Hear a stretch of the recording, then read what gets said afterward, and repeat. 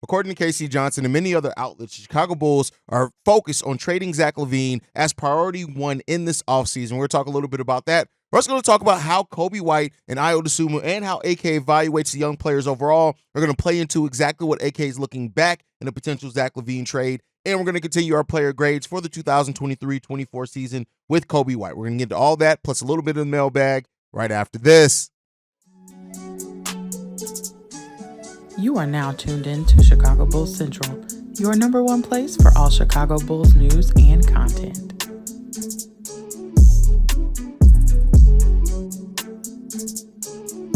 What's going on, Bulls fans? Welcome to another episode of Chicago Bulls Central, your number one spot for everything Chicago Bulls related. I'm the host there, Haize, but more importantly, you guys can follow the channel at Bulls Central Pod on every social media platform we happen to be on. With that being said, let's go ahead and get into this content, y'all. So, according to Casey Johnson, the Chicago Bulls are looking at, direct quote here, multiple outlets, including NBC Sports Chicago, have reported the management's main offseason priority is trading Zach LaVine. At first, a prevailing line of thinking emerged that LaVine, especially with so much money remaining on his deal, would have to show teams that he's healthy in order to be traded. In other words, that his trade market might not develop until closer to the 2025 deadline. Multiple rival executives no longer believe this is the case. Playoff and playoff failures can change rival franchises' thinkings.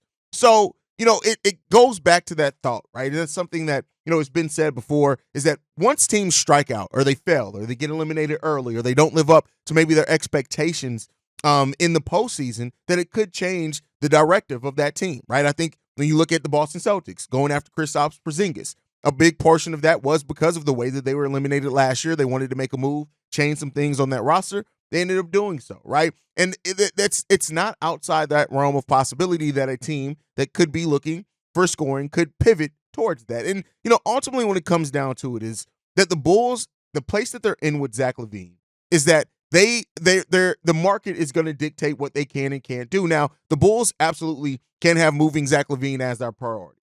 And I know a lot of Bulls fans, and I've seen you guys say, well, can't Zach LaVine play the three? Let's move on from DeMar. Zach LaVine can play the three with Ayo. And I think, again, Bulls fans typically, right, it's like we have two ways of thinking. Either it's full rebuild, with meaning sin to everybody, or a lot of Bulls fans hold on to some semblance of what we had before. And the fact of the matter is that if we truly want to change this team, we can't keep holding on. Now, that's not to say that everything's on Zach, and I've been very clear on that. Everything that has happened and wrong with the Bulls, despite what some knee-jerk reaction Bulls fans and using this contract will tell you, it's not all because of Zach LaVine. And the contract of Zach LaVine isn't what's hurting the Bulls the most. Now, it does hurt, especially when you see your team needs, some extra, things on the roster, and you don't pay the luxury tax. Yeah, it hurts in that way for sure. But Zach LaVine is a player that, if we now know, because people have seen the example here, we've gotten to show that Zach LaVine just isn't a number one. He's not a number one that can take you, but the way that the conversation is switched on Zach LaVine to act like he's a player with no value on the court or something like that is just wrong. And even his contract being moved, we've seen contracts of $40 million be moved before. Now, the thing is, the question around the health and the impact on winning, all those things definitely play a part in it as well. But if you're a franchise that has cap space, either has the expiring contracts, and we've seen that before, and want to use to kind of conflate those expiring contracts to get you in a player that you're going to have big control over for at least 3 years, right? Teams have done weirder things than that. So, hearing that, that people are around the league are starting to think that, hey, with playoff failures, some of these teams could be back in on Zach LaVine. And, it makes sense ultimately, right? And, I've always fought back against the fact that Zach LaVine's contract is completely immovable. It just really comes down to what we've talked about before, and kind of what we talked about a little bit with Nikola Vucevic as well. What are the Bulls willing to take? How big of a loss are they willing to take? For those that are holding out, we can only get back a DeJounte Murray type player in a Zach LaVine deal, that time has gone. The market has told us, it's said, it's dictated. We're not getting that type of deal back for Zach LaVine. It's just not happening. I get it. I understand why people have that thinking. I understand why people would want that back. You should want that. But ultimately, you're not going to get that back. And so it comes down to the other things that you get in moving Zach LaVine, right? Potential cap relief in a way, right? Because the Bulls are so up close to the luxury tax, if you move Zach LaVine and don't have to take the full $40 million back, you're still going to take a large chunk of that. It gives you kind of more space under that luxury tax to then use your full mid-level exception on top of the players that you get back if you get the right kind of depth, rotational pieces, things like that when it comes down to it. So you're not going to get DeJounte. You're not going to get Trae Young. You're not going to get Cade Cunninghams. You're not going to get those type of players. And it just comes down to show if the Bulls are that desperate to move off of Zach LaVine is really what it's going to show. If in this move, if the Bulls are able to trade Zach LaVine and what they get back for the deal, we're going to really see a lot of what we have in or what the front office evaluates that in. And we'll talk a little bit about that more here in a second. But what teams could be interested in Zach LaVine if he is moved? And, one of the teams that I've talked about a whole hell of a lot, and I know you guys probably have heard it a lot here, is the Philadelphia 76ers. Now, there would have to be a couple of different things that would have to come to that if the 76ers do go in on Zach LaVine. It would have to come via them striking out in free agency. They're going to have tons of money in free agency this upcoming year. They only have 3 players on guaranteed contracts. Well, technically 2, but they're going to guarantee Tyrese Maxey. They're going to pick up that option. I don't think there's any really thought process on that. So, they're going to pick that up. But I think the 76ers as a team that could, get eliminated here soon. Shout out to them. They had a great game against the New York Knicks last night. It was a very fun game to watch. But the 76ers are going to be a team that's motivated to do something on that roster. And if they strike out on the Paul Georges, if they strike out on other top-tier free agents, acquiring Zach LaVine could be on their radar, right? That could lead to that. In the article, Casey Johnson mentions Orlando as a team that could look for a scorer, considering that a lot of their young players, they need a scorer on that team. They have young players that are going to be on rookie scale deals for a while, so they could be looking kind of be interested in that. He also mentions the Cleveland Cavaliers, and especially with Donovan Mitchell's future. Not saying that the Bulls can get Donovan Mitchell, but maybe they can get involved as a third team and route Donovan Mitchell to the Cleveland Cavaliers and get something else back, right? So there are teams that could be, interested in Zach. I like those teams that mentioned there, but I think also don't overlook the Los Angeles Lakers. They're a team that's been, rumored around Zach LaVine for quite a while. And I think that, depending on what they want to do this offseason, they got eliminated by the Denver Nuggets, how they're going to view that, right? They're already talking about, they're not opposed to drafting Bronny to get LeBron to stay, which already points, I think, towards their desperation. But the Lakers are a team. I think the Pistons could be another team that could enter back in on that Zach LaVine market. I think with them not being a free agent destination, much like the Chicago Bulls, they could be motivated. They could have upwards, I think, of $20-something million in cap space this offseason, so they can absorb portions of that. I don't know what other, options or anything they have. No, I'm not in detail on the Pistons cap sheet, but they are a team that could enter that conversation as well. And then the Miami Heat, right? We know the Miami Heat were, they didn't want to move certain players, but then they were kind of out looking on the market. They didn't get Dame Lillard, who, they reportedly were really circling and trying to go after. Could they pivot that towards trying to pair Zach LaVine with the Heat culture, with Jimmy Butler and Bam, and think that they have a strong enough foundation there? Maybe, right? So there could be some teams that enter the market here on Zach LaVine. The biggest thing is to watch is how that develops over the course of this offseason, and we'll see it. You guys know, once something does happen, you'll be here. We'll probably be one of the first people to talk about it right here on Chicago Bulls Central, so make sure you guys hit that subscribe button. But I think in all of this as well, a big part of exactly what AK will be looking back for in the Zach LaVine trade is how he really truly evaluates Coby White, Ayo Dosunmu, and the other young players and how ready they are to really step into big roles, right? I think that that's going to really take a look at what AK looks at in the trade market. Coby White, you guys know how I feel about Coby White this season. Hell, we'll be doing a player grade on Coby White here in the next segment. But Coby White, the way that he grew last season, Ayo Dosunmu, we've already gone over, like his stats as a starter were absolutely crazy. Like as a starter, Ayo Dosunmu showed a lot. And if AK does look at the growth of Coby White, growth of Ayo Dosunmu, their chemistry as well that they have on the court together, despite what some people would like Jared will tell you, just a little shot. That's my guy, just like messing with him. But despite what some people will tell you, like Ayo Dosunmu's growth and his chemistry as well with Coby White could be important in that evaluation as well. As a starter, Ayo Dosunmu averaged 15 points per game. He did that with almost 5 assists, almost 4 rebounds, over a steal, and right over a half a block per game as well. And then after the All-Star break, he averaged almost 17 points per game, with those same averages being the same and shooting the ball over 50%. So,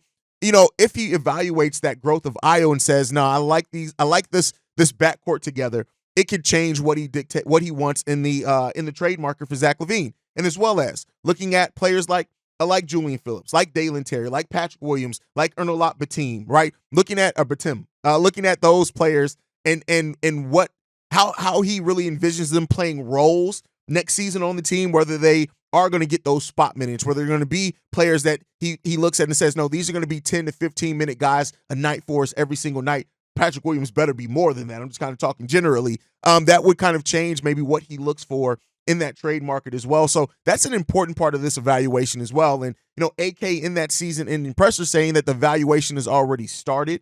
And so what he comes up with him and his team in the front office, what they come up with in that evaluation of what they already have here could dictate what they go out for and look on the trade market. Do they try to get back high-level role players for Zach LaVine, or is it more the salary cap filler, right, to try to, expiring contracts that come off the books? Is it more so players that can come in and kind of fill in the needs of what he doesn't see those players doing, or is he going to look for players that are going to set the identity on our bench, right? So those type of evaluations are important as well. And we'll see what they can get back for Zach LaVine. But I think how he evaluates the young talent we already have here is going to be the first step in that, right? How you evaluate that young talent.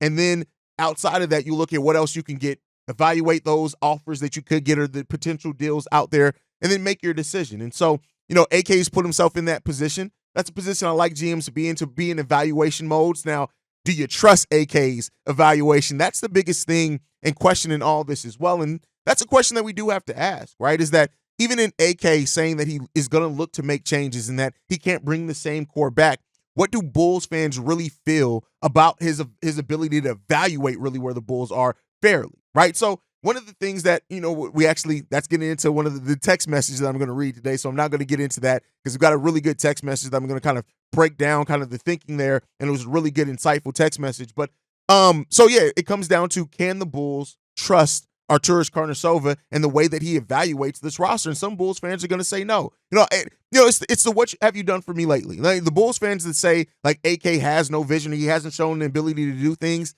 I think that you're wrong on that. He has shown that he can, but then he's also shown the ability or the fact that he doesn't have backup plans. So it really comes down to that when it comes to AK. But we'll talk about that when we get into that text message I said that we have. But next up, I want to continue the player evaluations, this time on Coby White.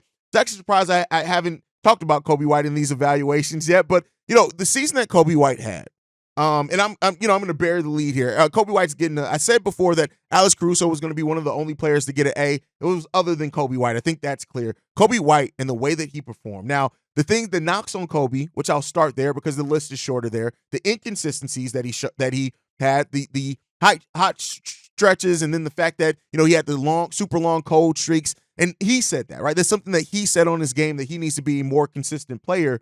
So I don't think I'm saying anything here that Coby wouldn't say about himself, but those are kind of the biggest knocks. And then also, the stepping up kind of late in game. There were times where he kind of did defer. Now that could be on coaching, that could be on other players, but I think that I want to see Coby White step into demanding things and kind of say, no, I got this. Things are going to go through me. That doesn't always mean him taking the last shot, but him making a decision on whether he's going to take it or create an open opportunity for somebody else. But that's really it on Coby White. Like, he stepped up defensively over the last two seasons. He was leading the league in charges taken at the beginning, the first couple of months of that season. Leading the league in minutes. The durability has to be a thing. He has to pace himself better now and work on that endurance. But finishing second in most improved player of the year voting, increased his role and output, grew as a vocal leader last year for the Chicago Bulls. All those things, you can't deny that Coby White stepped up hugely for the Bulls last season and in ways that we've been wanting to see. Talked about all offseason that it was going to be important for a young player to step up and take a step or a leap for the Chicago Bulls. And Coby White and Ayo Dosunmu, but we're talking about Coby here right now, to answer that call for the Chicago Bulls. Averaging over 19 points per game did he for the Chicago Bulls last season, right? Averaging over 5 assists, 4.5 rebounds, right? Shooting the ball like he did from three over the course of the season. Coby White had his best season as far as role, impact, all those things. And, shooting the ball 44% on the season overall, 37% from three, which he was extremely hot from three for a couple of months there. Then, of course, that slump helped die down there. But adding almost 10 points per game to your total from the season prior to that. Adding in your highest usage rate of your career, right? In that, leading the league in minutes. All those things were great for what Coby White did last season. It's just that he has to endure better. Pre-All-Star break, he was averaging 19.6 points per game. After the All-Star break, the 24 games played after the All-Star break, that went down to 18, a point and a half per game. His shooting also slumped. Prior to the All-Star break, 46% overall from the field. After the All-Star break, 41%. So, those type of things. Now, the three ball, that was a big fall off for him as well. He shot the ball 39.7% from the three-point range, taking 7 3-pointers per game in the 55 games before the All-Star break.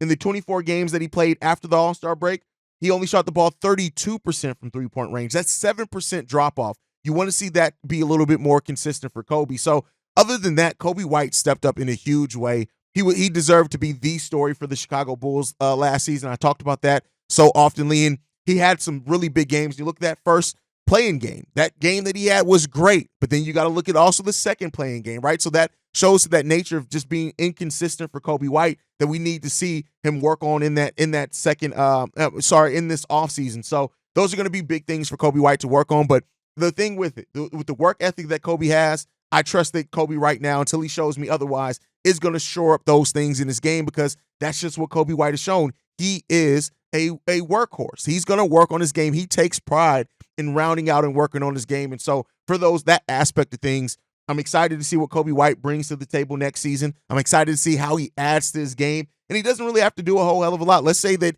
he is just more consistent next season, right? Where he doesn't have the 4-5 games of falling off a cliff in a lot of ways for the Bulls. And he is a little bit more consistent. And God forbid he can add 2-3 more points per game to that total, being at 22, 23 points per game.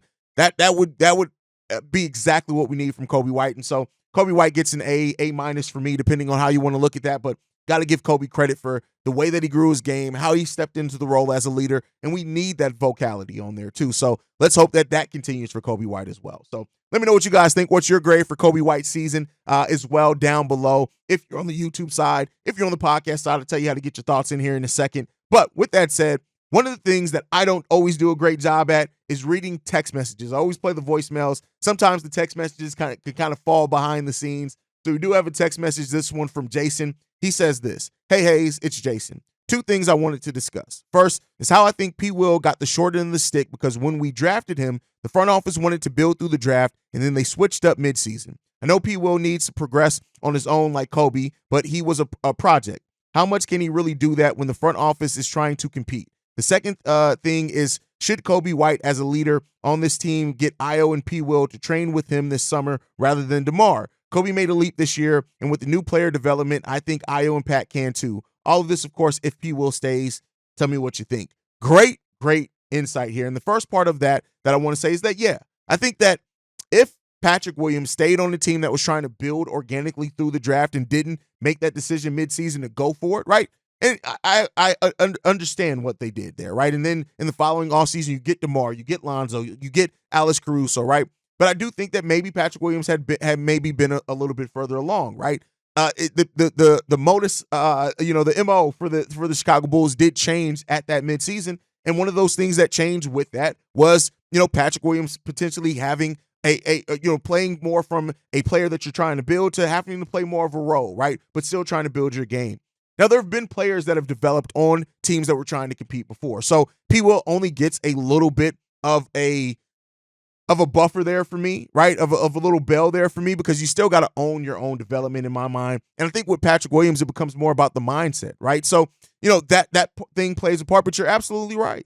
Things changed for the Chicago Bulls team at that trade deadline when they traded for Vooch, which then further went down that path of change once they, in that following offseason. So, and that definitely does have an impact on how you develop a player, right? Because now you're trying to compete. You don't have that time for players to get 12, 13 shots per game. And if they just play bad, all right, how are you going to learn from that? We now need you to play a role, which at that point was defensive. Then in that following season, he got hurt early into that season, which then hurt him, right? He never really got to play heavy minutes with Lonzo Ball. So those things all played a part in where P. Will was. But now, hey, it's up to P. Will to earn that, to develop himself. And it really is to get to, and it's more mindset than anything. That's why.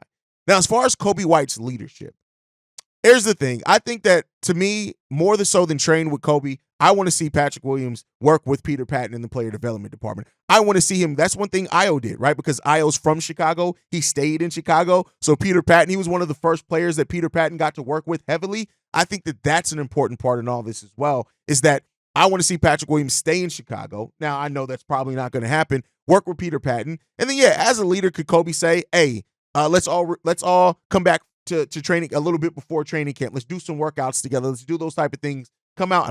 Does Coby White live in North Carolina in the offseason? I honestly don't even know. Those type of things. So, Coby White's leadership and how he truly grows into a leader on and off the court is going to be important for the Bulls' development. So I wouldn't be mad at him calling out P. Will, calling out Dalen Terry, calling out any of those guys and saying, hey, come work with me and dribble too much, which Patrick Williams did work with dribble too much one summer. But I would like to see him even do that to a certain extent. So we'll see. We'll see. And I hope that this is a offseason where all these guys really own, and maybe Coby White's development in his 5th year really kind of wakes these guys up to just how much your work in the offseason does matter. So let me know your guys' thoughts on all that down below. Make sure you're following the show at Bull Central Pod. You can send us any feedback, questions, comments, concerns, bullcentralpod@gmail.com. Lastly, if you want to leave a text message and our voicemail for the mailbag, the number to do so, 773-270-2799. We are the #1 spot for everything Chicago Bulls related. That's thanks to you guys. And like I like to end every episode on, go Bulls. Love you guys. See red if you can, y'all. Peace. This has been a presentation of the Break Media.